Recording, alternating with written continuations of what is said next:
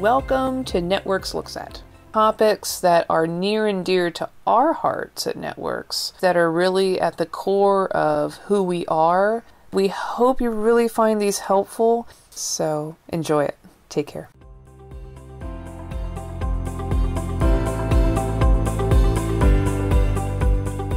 Hey, this is Nikita Arnett and Joe Murphy from Networks for Training and Development. This episode is part of our series about working in the disability field with a focus on roles in supported employment. These roles provide an integral part of making our communities inclusive. We hope you enjoy listening. All right. Welcome back, listeners. Today we're interviewing Jessica from the ARX Alliance. Jessica, welcome. Thank you for having me. Thank you for being here. Could you introduce yourself and tell us a little bit about your role, your company, and how long you've been there, or just how long you've been in the field in general? Sure. So I'm Jessica Wagaman. I'm the Executive Director at the ARX Alliance Advocacy Services. I've been at the ARC now for about 7 years, but I've been in the field for 17 years, specifically doing supports coordination services. So the ARX Alliance provides supports coordination services to individuals with intellectual and developmental disabilities or autism diagnosis. We support them throughout their lifespan.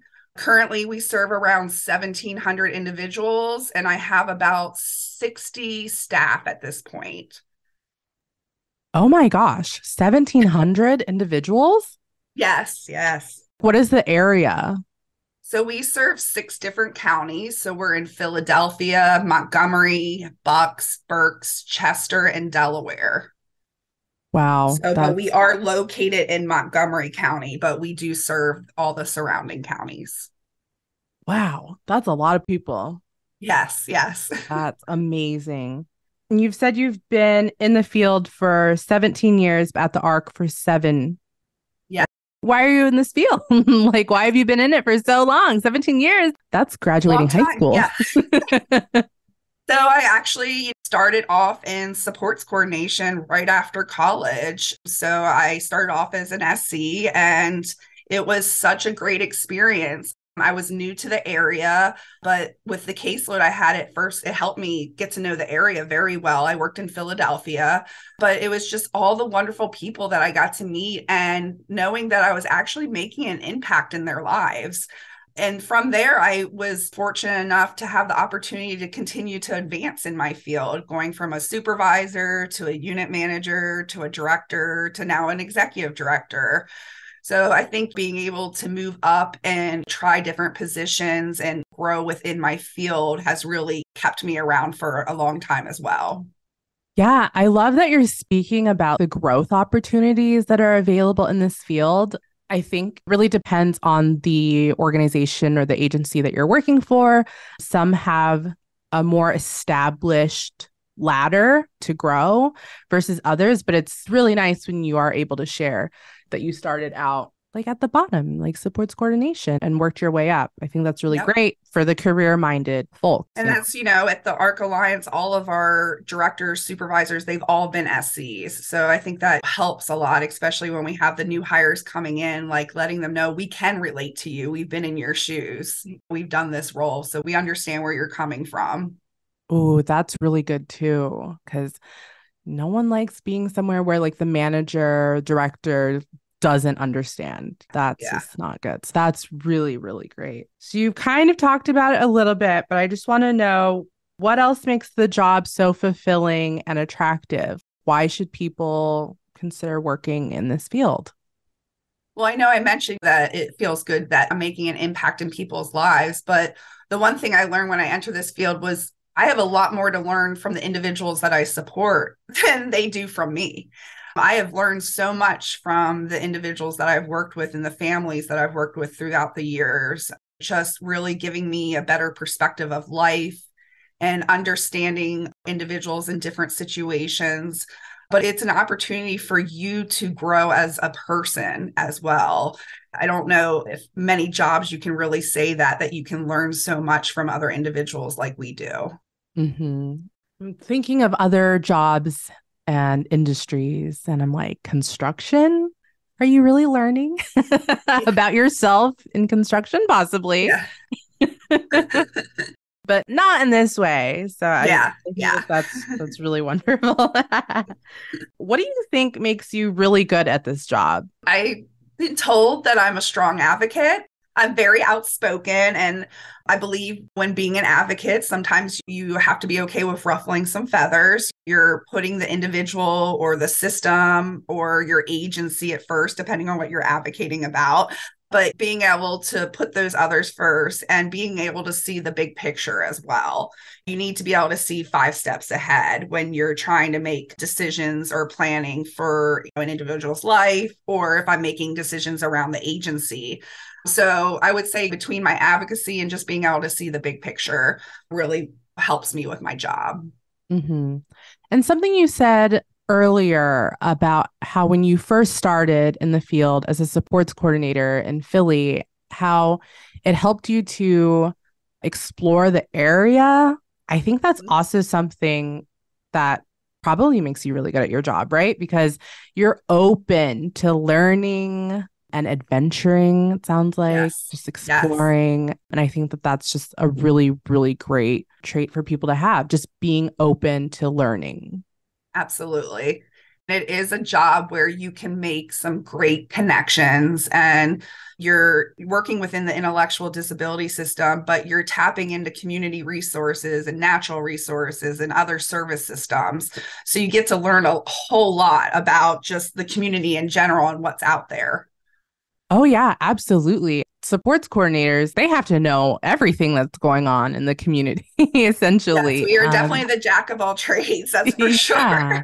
And then, especially with employment, there are like the job coaches and the job developers, and the job developers are the ones that are going out and meeting people and making like the business connections and all of that. So there's really room for a lot of different kind of people in this field to work on the things that they really like to work on, right? Like, Absolutely. Absolutely.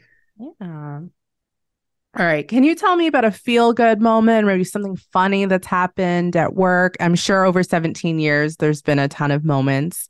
So Oh if you yeah, share, there's been a ton one or of two. feel good moments for sure. I think my experiences kind of changed. When I was an SC, I was very hands-on with the individuals. Now as the executive director, I'm kind of bigger picture. Feel good moments. I will say right now I'm working with a lot of legislative stuff, meeting with state Ooh. and federal legislators to get awareness out there about our individuals, the system, what our system needs. Also just trying to advocate either if it's for additional funding for the system or if it's to change different policies or laws or regulations that affect our individuals. So any good meeting with a legislator where you know they're listening and really understanding what's going on, I think that is always a feel good moment to be able to get that awareness out and get people to be able to connect with our individuals and advocate for them on even bigger picture than what I'm doing. Yeah, I'm actually really interested in if you're open to speaking a little bit more about the advocacy and the legislative work. What does that look like on a day to day, or I guess week to week? It kind of depends on the time of year with what's going on with the legislator. If it's budget time, then we're meeting with the legislators ahead of time to advocate for the additional funding that we need in our system, because our system historically is very underfunded. Other times of the year, we're advocating for more policy changes. So I just met with a federal legislator to talk about Social Security benefits and how they need to be increased and certain limitations need to be taken away, and there needs to be more flexibility around that. But other times I'm meeting with legislators again to advocate for more funding for our system because there's a staffing crisis right now. And our system is, like I said, historically underfunded, and trying to get that awareness out that our individuals matter too. I get that everybody needs more money at this time, but our individuals, it's affecting their lives. When you underfund the staffing, it's affecting the individuals that we're supporting then too. Mm-hmm. So, just trying to get that awareness out. I am fortunate enough to be part of the ARC of PA as well. So they are big in advocacy and they have a lot of connections with the legislators throughout the state. So we get called in with our local chapters to advocate and meet with our legislators. Mm, yes. Thank you so much for sharing. I think that the other people that I've talked to for this podcast, they are working in direct services, Mhm. and no one has really talked about advocacy and the big picture stuff yet. So I think that that's really great for people to hear. And anyone can be an advocate with our system. You can set up a time to meet with your legislator at any point. You don't have to be in a position like mine. You could be an individual family member and ask to meet with your legislator to try to advocate for the needs of the system. So it's really also empowering other people to be able to speak up and share their stories. Yes, I love that. Oh my gosh. Is there anything that you would like to tell people who may be interested in working in this field, or something that they need to know about it? I think it's just, I've been doing this for 17 years and by choice, and I love it. I've met some absolutely amazing individuals. You have the opportunity to make so many different connections because so many people are coming in and out of your life. It's just amazing. And I would tell anyone, like, it's definitely a great opportunity, a great system to enter, and you are going to get something out of it. You're going to learn, you're going to have a different perspective, you're going to create some amazing relationships. So I encourage anyone that has that drive to advocate for others and support others to give it a try. Oh my gosh. Thank you so much, Jessica, for being with us today. It has been so great talking with you. I can hear the passion in your voice, and I hope that others hear it too. Maybe it's just me. No, I think that they'll definitely hear it. I would love to get involved with the advocacy stuff, however I Great. can. Yes, it takes a team. So anyone that's interested, please let me know. All right. Well, thank you so much, Jessica. It was great having you on our podcast. Thank you so much.